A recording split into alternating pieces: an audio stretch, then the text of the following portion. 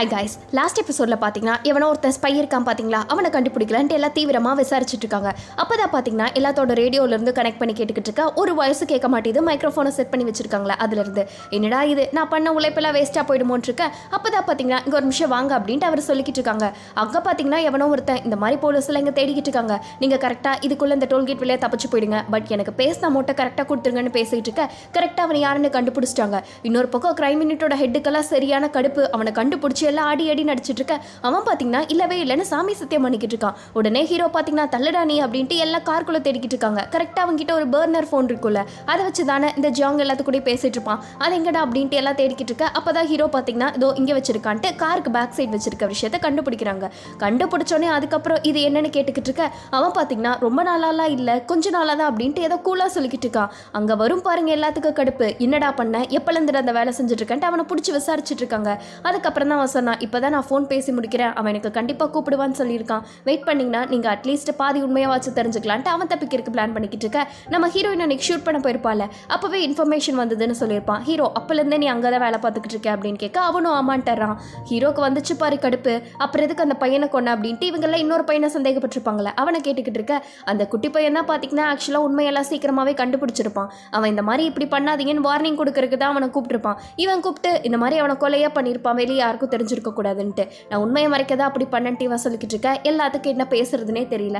கரெக்டாக அவனுக்கு பேசாமல் நம்மளே கால் பண்ணுவோமா ஜியோங்க்கு அப்படின்னு சீஃப் கேட்டுட்டு இருக்க. இல்லை அவன் கண்டிப்பாக கூப்பிடுவான்ட்டு ஹீரோ நம்பிக்கையாக சொல்லிக்கிட்டு இருக்கான். நம்ம வெயிட் பண்ணால் கண்டிப்பாக பிடிக்கலான்னு நினைக்கிறேன். ஏன்னா அவனுக்கு இருக்க ஒரே ஆப்ஷன் இப்போ இவன் மட்டும்தான். இவனை நம்பி தான் அவன் பொழப்பு நடத்தி ஆகணும்னு இருக்க. அதே மாதிரி அவனும் கூப்பிட்டுறான். சீஃபுக்கெல்லாம் சரியான அதிர்ச்சி. இவனுக்கு பேச சொல்கிற மாதிரியே பேசிட்டு இருக்க. அவனும் பார்த்தீங்கன்னா ஏதோ ஒரு ரூட்டுக்கு வர சொல்லிடுறான். ஜாங்கோ அதே மாதிரியே நான் வந்துடுறேன், பட் இருந்தாலும் எல்லாத்தையும் மறந்துடாத, எனக்கு சேஃப்டி ரொம்ப முக்கியம் இல்லை, அங்கெல்லாம் போலீஸ் வராதுலன்ட்டு எல்லாத்தையும் கிளியராக கேட்டுக்கிட்டு இருக்க. இவன் எனக்கு பணத்தை எடுத்துட்டு வாங்கன்னு சொல்லிட்டு ஹீரோ பார்த்தீங்கன்னா வெறித்தனமாக போயிட்டு இருக்கான். என்னடா இது இப்பெல்லாம் அவனுக்கு மூளை வேலை செய்வான்ட்டு சீஃப் அப்படியே ஆச்சரியமாக நம்ம ஹீரோவை பார்த்துக்கிட்டு இருக்க. கரெக்டாக எல்லாம் அவனை பிடிக்கலான்னு கிளம்பிட்டாங்க. இன்னொரு பக்கம் ஜியாங் கரெக்டாக காலையிலம்ப, இன்னொரு பக்கம் எல்லாம் அவங்க வேலையை பார்க்கன்ட்டு கரெக்டாக ஸ்டார்ட் ஆயிடுது. அவன் பார்த்தீங்கன்னா இந்த சரக்கில் எடுத்து வச்சிருப்பான்ல, அது எல்லாத்தையும் எடுத்துட்டு வந்துகிட்டு இருக்கான். அதில் அந்த டாக்குமெண்ட்டும் அடங்கும். இன்னொரு பக்கம் சிம்போதான் பார்த்தீங்கன்னா இந்த மாதிரி அவன் அங்கே போயிட்டு இருக்கான் அப்படின்ட்டு பிளேட் நம்பர்லேருந்து வாங்கியிருப்பான். அவங்களுக்கு ஐடியா கிடைச்சிருக்கும். அந்த பிளேட் நம்பரும் சரி ஜியாங்கோட காரையும் சரி ஓரம் கட்டல அப்படின்ட்டு கொஞ்சம் கொஞ்சமாக டிராஃபிக் எல்லாத்தையும் கிளியர் பண்ணிக்கிட்டு இருக்க. ஜியோங்க்கு ஏதோ லைட்டாக டவுட் வந்த மாதிரி இருக்கு. இருந்தாலும் அவன் போயிட்டே இருக்கான். கடைசியில் அவன் எந்தெந்த பில்டிங்கெல்லாம் போயிருக்கானோ அதில் எல்லாம் பாசிபிலிட்டி இருக்குன்ட்டு எல்லாருமே போயிட்டு இருக்க. அவன் பார்த்தீங்கன்னா நடு ரோட்டில் போய் காரை நிறுத்த அப்படின்ட்டுறான். ஒரு பக்கம் பார்த்தீங்கன்னா உள்ளுக்குள்ளே போன கார் பிரிட்ஜுக்குள்ளே வெளியே வரல. என்னடா இதுன்ட்டு கிம்பு பார்த்தீங்கன்னா அவன் ஒன்றா வெளியே வரலன்ட்டு இருக்க. இவங்களா பின்னாடி ஃபாலோ பண்ணிட்டு தானே வந்திருப்பாங்க. அங்கே போய் பார்க்குறாங்க, பார்த்தா ஆளை காணோம். கரெக்டாக அவன் அப்போ தான் எல்லாத்துக்கும் புரியுது அவன் வேற ஏதோ காரை மறைச்சு கண்டிப்பாக பின்னாடி போயிருப்பான் அப்படின்ட்டு. ஏன்னா அவனுக்கு ஒரு க்ளூ வந்துருச்சு, இந்த மாதிரி போலீஸ் எல்லாம் டார்கெட் பண்ணுறாங்கன்ட்டு. இங்கே எவ்வளவோ கார் போயிருக்கு, இதுலேருந்து ஏதாச்சும் ஒரு காரில் தான் அவன் தப்பிச்சு வெளியே போயிருக்கணும்ட்டு ஹீரோக்கு ஏதோ ஒரு டவுட் வருது. அதுக்கப்புறம் தான் கொஞ்சம் யோசிக்கிறாங்க. அவன் அப்படியே போனாலும் இப்போ அவனுக்கு ரொம்ப முக்கியமான விஷயம் அந்த டாக்குமெண்ட் எல்லாத்தையும் எரிக்கிறது தான். இங்கே பக்கத்தில் அவனோட எதுனா ஒரு அடியாளோட வேலையில தான் இந்த மாதிரி டாக்குமெண்ட் எல்லாம் எரிக்கிறதுக்கு பார்ப்பான். அப்போ இந்த லொக்கேஷனில் யார் யார் வீடெல்லாம் இருக்குன்ட்டு கனெக்ட் பண்ணிக்கிட்டு இருக்கும்போது தான் அந்த கூட இருப்பான்ல அல்லக்கை, அவன் சொல்கிறான் இந்த ஏரியாலலாம் நான் இருந்திருக்கேன், இது மேயரோட ஏரியா தான், அவரோட வீடு தான் இங்கே இருக்குன்னு சொல்லிட்டு இருக்கா. ஹீரோயின் கொஞ்சம் நல்லா பார்த்து சொல்லுங்கிற மாதிரி இருக்கா. எனக்கு நல்லாவே தெரியும் இங்கே மேயரோட ஏரியா தான், கண்டிப்பாக அந்த டாக்குமெண்ட் இருந்தால் அவரோட வீட்டில் தான் இருக்க முடியும், ஏன்னா அவரோட வீடு தான் அவ்வளோ பெருசுன்னு இருக்க. கெஸ் பண்ணி போலீஸ் அங்கே போயிடுறாங்க. கரெக்டாக பார்த்தீங்கன்னா மேயரோட வீட்டுக்கிட்ட தான் அந்த இதெல்லாம் வந்துட்டு இருக்கு. எல்லாம் கரெக்டாக அதை கிளிக்கலான்ட்டு போயிட்டு இருக்க. கரெக்டாக கியூனெல்லாம் போய் ஸ்டாப் பண்ணிடுறாங்க. ஹீரோக்கு பார்த்தீங்கன்னா அந்த டாக்குமெண்ட் எல்லாத்தையும் காப்பாற்றிட்டாங்களே, இனிமேல் யாரும் அவனுக்கு பயப்பட தேவையில்லை. இன்னொரு பக்கம் அவனுக்கு சப்போர்ட் பண்ணவங்களை எல்லாம் பிடிச்சி உள்ள போகிற அளவுக்கு எல்லா டாக்குமெண்ட்டும் இருக்கு. இவருக்கு மேயரையே அரெஸ்ட் பண்ணுற அளவுக்கு டாக்குமெண்ட் வந்துருச்சுன்னு இருக்க.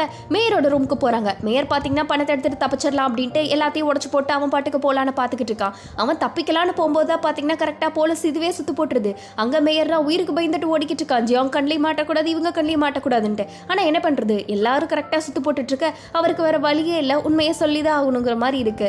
அவர் அங்கே போறாரு இங்கே போறாரு, எல்லாம் அப்படியே வந்து பின்னாடி நச்சிக்கிட்டு இருக்க. இதுக்கும் எனக்கும் சம்மந்தமே இல்லை. அவன் இந்த மாதிரி சொன்னா நான் செஞ்சேன், புரியுதா? நான் ஒரு நிரபராதி, நான் என்னோட சூழ்நிலையிலால பண்ணேன், கட்டாயத்தின் கைதியில பண்ணேன் அப்படின்ட்டு இவர் கதை விட்டுட்டு இருக்க. அவனுங்களாம் சரி ப்ரெஸ் எல்லாம் வெளியே வெயிட் பண்ணிக்கிட்டு இருக்காங்க. இந்த கதையை அவங்க கிட்டேயும் சொல்லுங்க அப்படிங்கிறாங்க. என்னது ப்ரெஸ்ஸா, நான் பாவம்ல அப்படின்னு மேயர் ஆரம்பிச்சுக்கிட்டு இருக்க. ஏண்டா இவ்வளோ நாள் எங்களை என்ன பணம் பண்ணிட்டு இருந்தேன், இனி இருக்குடா உனக்குன்ட்டு எல்லா டேப்பை கட்டி அந்த பணத்தையே கட்டி போட்டு விடுறாங்க.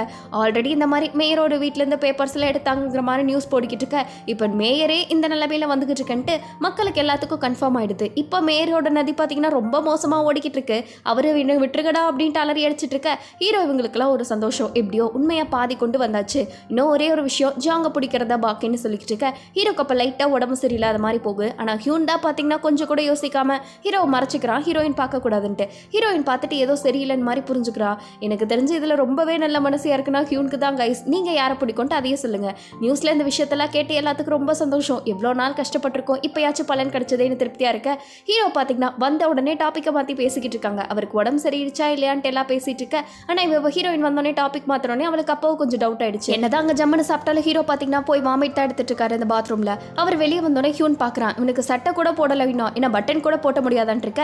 ஹீரோ பார்த்தீங்கன்னா அப்பெல்லாம் ஒன்றும் இல்லை, எனக்கு ஒன்றும் இல்லை அப்படின்ட்டு அவன் போடுறான். பட் அவனுக்கு அவனோட பட்டன் போடுற கூட சத்து இல்லை. இந்த மாதிரி பிளட் எல்லாம் வெளியே தெரியுது, பட்டன் ஒழுங்காக போடுன்ட்டு அவர் கடிச்சிக்கிட்டு இருக்க. ஹீரோ கொடுக்க மாட்டேன்னு இருக்காங்க. இரு நானே போட்டு விட்றேன்ட்டு ஹியூன் தான் பார்த்தீங்கன்னா வாங்கி போட்டு விட்றான். அவன் இந்த மாதிரி ஹீரோ எனக்கு உங்களை என்ன ரொம்ப பிடிக்குமா என்ன, எனக்காக பார்த்து பார்த்து பண்ணிட்டு இருக்கீங்கன்னு கேட்டுட்டு இருக்க. அப்பெல்லாம் இல்லை வாய் மூடிட்டு ஹியூன் சொல்லிக்கிட்டு இருக்கான். ஆனால் சீஃப் ஆல்ரெடி சொல்லியிருப்பாங்க உனக்காக அவன் சொத்தையே விட்டுட்டு வந்துட்டான், இப்போ உனக்காக எல்லாத்தையும் இழந்துட்டு நிற்கிறான் இருக்க. ரொம்ப தேங்க்ஸ், நான் நினச்சி கூட பார்க்கல உனக்கு என்ன அவ்வளோ பிடிக்கும்ட்டு. உண்மையாக என்னன்னு இருக்க. ஹியூன் பார்த்தீங்கன்னா கொஞ்சம் வாயை மூடுன்னு சொன்னேன், இல்லைனா வாயில் குத்து வாங்கிக்காதன்ட்டு ஹீரோ கிட்ட வெளியே காட்டாமல் இருக்கான். அப்போ தான் சீஃபுக்கு ஏதோ ஒரு கால் வந்திருக்கு. சீக்கிரமாக வாங்க நர்சிங் ஹோம்லேருந்து கூப்பிடுறாங்கன்னு இருக்க. ஹீரோ பதறி அடிச்சுட்டு போய் பார்க்குறாரு.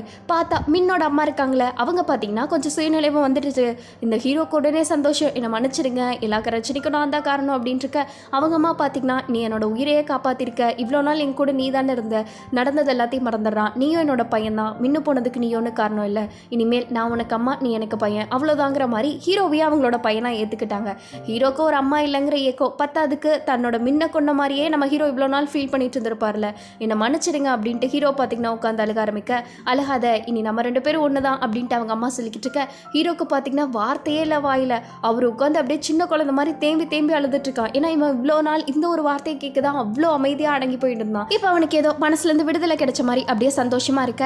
அவன் பாட்டுக்கு தனியாக உட்காந்துருக்கும் போது ஹீரோயின் தான் பார்த்தீங்கன்னா கூட வந்து எதுவுமே பேசாமல் சைலண்டாக உட்காந்துட்டு இருக்கான். இன்னொரு பக்கம் ஜியாங் பார்த்தீங்கன்னா அந்த ஜாப்பனீஸ்காரன் கிட்ட தானே இவங்க கான்ட்ராக்ட் பேசியிருப்பாங்க. அவன் சாக்லேட் கொடுக்க டிலே ஆயிடுச்சுட்டு கான்ட்ராக்டை கேன்சல் பண்ணிட்டான். அப்படின்னா அவன் சீக்கிரமாக என்ன கொண்டுருவாங்கடா அப்படின்ட்டு ஜியாங் சொல்லிக்கிட்டு இருக்க. இந்த கேண்டீஸ்ல என்ன பண்ணுறதுன்ட்டு அவங்க பேசிக்கிட்டு இருக்காங்க.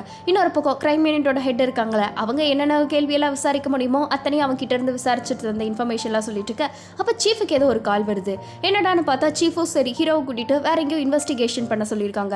அது இந்த ஜாங் சம்மந்தப்பட்ட கேஸ் தான். இன்னொரு பக்கம் ஹீரோயின் பார்த்தீங்கன்னா அந்த கேண்டி எல்லாம் எங்கே இருக்கும், ஒருவேளை ஜியாங் எங்கே போயிருப்பாங்கிற மாதிரி அடுத்த க்ளூவை கண்டுபிடிக்கலான்னு ட்ரை பண்ணிட்டு இருக்கா. ஹீரோயினோட அம்மா கூப்பிடுறாங்க. அதை பட்டன் போத்தா தெரியுது. ஹீரோக்கு பார்த்தீங்கன்னா உடம்பு சரியில்லை, அவன் கிட்டத்தட்ட இன்சூரன்ஸில் போட்டு வச்சிருந்த பணம் எல்லாம் எடுத்துட்டான். உனக்கு இந்த விஷயம் தெரியுமா அப்படின்ட்டு இருக்க. ஹீரோயினுக்கே அதிர்ச்சியாக இருக்குது. இவ கன்ஃபார்மே பண்ணிடுறா. அதை நான் பார்த்துக்கிறேன், நீங்கள் எதுவும் கவலைப்பட வேண்டான்ட்டு அவங்க அம்மாட்ட எதுவுமே சொல்லலை. ஆனால் ஹீரோயின்கே பார்த்தீங்கன்னா ஹீரோக்கு கடைசியில் உடம்பு சரியில்லை, அவனுக்கு ரொம்ப முடியாமல் இருக்குங்கிற விஷயம் இப்போ தான் தெரிஞ்சிருக்கு. இவங்க 2 பேரும் அப்படி எங்கே அவசரமாக போயிருப்பாங்க அப்படின்னா கோச் இருக்கான்ல, அவன் ஒரு இடத்துல இருக்கிறத இன்ஃபர்மேஷன் வந்திருக்கும், கண்டிப்பாக இங்கே தான் இருந்திருப்பான் அப்படின்ட்டு ஹீரோ எதனா பிரச்சனை பண்ணுவான்ட்டு அவனை லாக் பண்ணி வச்சுட்டு 3 பேர் பிடிக்கலான்னு போயிருக்காங்க. ஹீரோ பார்த்தீங்கன்னா என்னை கூட்டிகிட்டு போங்கன்னு அவன் பார்த்தீங்கன்னா விட்ட ஸ்டீலரையே பிடிக்கிட்டு வந்திருப்பான் போல. புடுங்கறக்கான என்ன வழின்ட்டு திறக்கிறதுக்கு இவன் பிடிச்சி முயற்சி செஞ்சுக்கிட்டு இருக்க. அங்கே உள்ளே போய் பார்க்குறாங்க. பார்த்தாங்க எம்டியாக இருக்கு. சரி நீ அந்த பக்கம் போய் தேடு, நான் இந்த பக்கம் போய் தேடுன்ட்டு எல்லாம் இருக்க. கோச்சும் பார்த்தீங்கன்னா அதே மாதிரி அந்த இடத்துலேருந்து தப்பிக்க பிளான் பண்ணிக்கிட்டு இருக்கான். ஆனால் கரெக்டாக அந்த இடத்துக்கு கோச்சு தப்பிக்கலான்னு போகும்போது ஹீரோ பிடிச்சிடுறான். ஏண்டா உனக்கு சாவே என் கையில் தானாடா அப்படின்னு கோச்சு சொல்லிட்டு இருக்க.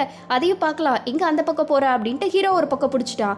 என்ன உனக்கு அன்றைக்கி கண்ணு தரல, ஏதோ பாதையில் அடி வாங்கி விட்டுட்டு போனேன், இப்போ முழுசாக வாங்கணுமா என்னன்னு கோச்சு சொல்லிட்டு இருக்க. பார்க்கலாம் இன்னைக்கு நீ வாங்க போறியா நான் வாங்க போறேன்னான்ட்டு சும்மா 2 பேரும் கோச்சுக்கும் ஸ்டூடெண்ட்டுக்கும் சண்டை போடுவாங்களே அந்த மாதிரி டஃப்பை கொடுத்து 2 பேரும் அடிச்சுக்கிட்டு இருப்பாங்க. ஒருத்தவங்களுக்கு ஒருத்தவங்க குறைஞ்சவங்க இல்லைன்னு நல்லாவே தெரியும். அங்கே ஹீரோ ஒரு பக்கம் வெளுத்தெடுக்க, அவன் ஒரு பக்கம் வெளுத்தெடுக்குன்னு மாற்றி கிட்டத்தட்ட 1/2 மணி நேரம் சண்டை போகும் கைஸ். அதில் எப்படியோ பார்த்தீங்கன்னா ஹீரோ போன டைம் எப்படி ரொம்ப ஸ்ட்ராங்காக வீக்காக இருந்தார்ல, அப்பெல்லாம் இல்லாமல் இந்த டைம் புரட்டி போட்டு எடுத்துக்கிட்டு இருக்க. கரெக்டாக இவனை அடிச்சிடுறாங்க. ஹீரோ வழக்கம் போல கொல்ற அளவுக்கு போயிட்டு இருக்க. அவங்க டீம் எல்லாம் வந்துடுறாங்க. இதுக்கு தாண்டா உன்னோட பிரச்சனையா அப்படின்ட்டு அவன் பார்த்தீங்கன்னா செத்து போகாத அளவுக்கு அவன் அப்படியே கூட்டிட்டு போயிட்டு இருக்க. ஹீரோயின் அவனுக்கு உடம்பு சரியில்லைங்கிற விஷயம் உனக்கு தெரியுமா அப்படின்ட்டு கிம்ப கேட்டுக்கிட்டு இருக்கா. கிம் எதுவுமே சொல்லாம நின்றுட்டு இருக்கா. ஹீரோ கிட்ட போய் பதில் சொல்றீங்களா இல்லையா அப்படின்னு கேட்டுக்கிட்டு இருக்க. அப்படிலாம் இல்லை அப்படின்ட்டு கிம் ஒரே ஓட்டமாக ஓடிடுறாங்க. ஹீரோயின் பார்த்தீங்கன்னா நீ ஹாஸ்பிட்டலில் தானே இருக்கணும், இங்கே எதுக்கு இருக்கு அப்படின்ட்டு ஹீரோவை கத்த போயிடுறாங்க. ஹீரோ எதுவுமே சொல்லாமல் எனக்கு ஒரு பிரச்சனை இல்லையே அப்படின்ட்டு ஹீரோயின் உண்மை தெரிஞ்சதையே தெரியாத மாதிரி நின்றுக்கிட்டு இருக்க. வீட்டுக்கு போய் தான் காட்டுகிறா. எனக்கு இந்த மாதிரி உண்மையெல்லாம் தெரியும், எதுக்கு இப்பெல்லாம் மறைச்சிட்டு இருக்க அப்படின்ட்டு. ஹீரோ நீ கஷ்டப்படுவேன் தான் மறைச்சேன், ஆனால் எனக்கு எந்த பிரச்சனையும் இல்லை, நல்லா தான் இருக்கேன்னு சொல்லிக்கிட்டு இருக்காங்க. ஏதோ கொஞ்சம் அடிபட்டிருக்கு, மருந்து போட்டால் சரியாயிடும் இருக்க. இந்த மாதிரி நீ உடம்பு சரியில்லைன்னா என்கிட்ட சொல்லணும், நம்ம கமிட்டடாக இருந்துட்டு இப்படி இருக்கிறது உனக்கு உடம்பு சரியில்லாமல் இருக்கிறத மறைக்கிற அளவுக்கு நான் இருக்கேன்ல, அப்படி என்ன நான் சரியில்லாமல் போயிட்டேன்னு தவாழுதுட்டு இருக்க. ஹீரோ பார்த்தீங்கன்னா அப்படிலாம் இல்லை, இனிமேல் நான் சொல்கிறேன் அப்படின்ட்டு இருக்கா. இனிமேலே என்கிட்ட போய் சொல்கிறேன்னா கண்டிப்பாக பிரேக்கப் தான் பாரு அப்படின்ட்டு ஹீரோயின் மிரட்டிக்கிட்டு இருக்க. சரி நான் தெரியாமல் பண்ணிட்டேன், இனிமேல் அப்படி பண்ண மாட்டேன், இதுக்கே நீ இவ்வளோ கோவப்படுற, வா கொஞ்சம் ரிலாக்ஸ் ஆகு, இப்படியே கோவப்பட்டனா உன் அழகான மூஞ்சில பிம்பிள்ஸ் வந்துடாது அப்படின்ட்டு ஹீரோ ஒரு ஐஸ் வச்சுட்டு இருக்க. நம்ம ஹீரோயினுக்கு சிரிப்பு தான் வருது. இப்போ என்ன உனக்கு பிரச்சனை அப்படின்ட்டு இருக்கா. சரி உனக்கு உண்மை தெரிஞ்சிருச்சுல, நாளைக்கு இனிமேல் நீ ஏன் கூட செக்அப்க்கு வா, நீ எனக்கு ஒரு நல்ல டாக்டர் அறிமுகப்படுத்த அப்படின்ட்டு ஹீரோ சொல்லிட்டு இருக்க. ஹீரோயினுக்கு பார்த்தீங்கன்னா இப்போ தான் கொஞ்சம் நல்ல பெட்டர் ஆயிடுவேன், நான் கூட இருக்கேன் அப்படிங்கிற மாதிரி அழுதுகிட்டே சொல்லிக்கிட்டு இருக்காங்க. அப்படியே ரெண்டு பேரும் இந்த கோவப்பட்டு சண்டை படுறதுல விட்டுட்டு ஒருத்தவங்களுக்கு ஒருத்தவங்க புரிஞ்சுக்க ஆரம்பிச்சிட்டாங்க. அவங்க ரெண்டு பேரும் அப்படியே பர்ஃபெக்ட் கப்பலாக மாறிக்கிட்டு இருக்க. இன்னொரு பக்கம் பார்த்தீங்கன்னா ஜாங் இருக்கான்ல, அவன் சும்மா இருக்கிற பாடி இல்லை, அவன் மறுபடியும் அவனோட வேட்டையை ஆரம்பிச்சிட்டான். இந்த டைம் என்ன பண்ணுறேன்னா அந்த கேண்டி எல்லாம் இருக்கும்ல, அதை விற்கிறக்க பெரிய பிளான் போட்டுக்கிட்டு இருக்கான். என்னன்னா அவன் ஏதோ ஒரு ஊர் மாதிரி போயிட்டு இருக்கான். அங்கே பார்த்தீங்கன்னா ஃபுல்லாமே இந்த ட்ரக் லீட்ஸ் எல்லாம் இருப்பாங்களே அவங்க தான் இருக்காங்க. அவன் பார்த்தீங்கன்னா இவங்க கிட்ட டேப்லெட் விற்கிறேன்ட்டு பேச்சு கூட்டிகிட்டு வந்துட்டு இருக்க.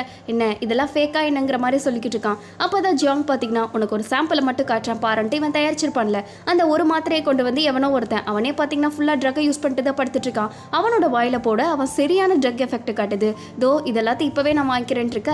அவன் பார்த்தீங்கன்னா ஒரு மூட்டையை கொண்டு வந்து கொடுத்துக்கிட்டு இருக்கான். அதுவும் இதெல்லாம் ஃப்ரீயாக வேற கொடுக்குறேன்னு சொல்லிக்கிட்டு இருக்கான். அப்போ இதை ஃப்ரீயாக கொடுக்குறேன்னா பெருசாக வேற ஏதோ பண்ணுவான் தானே.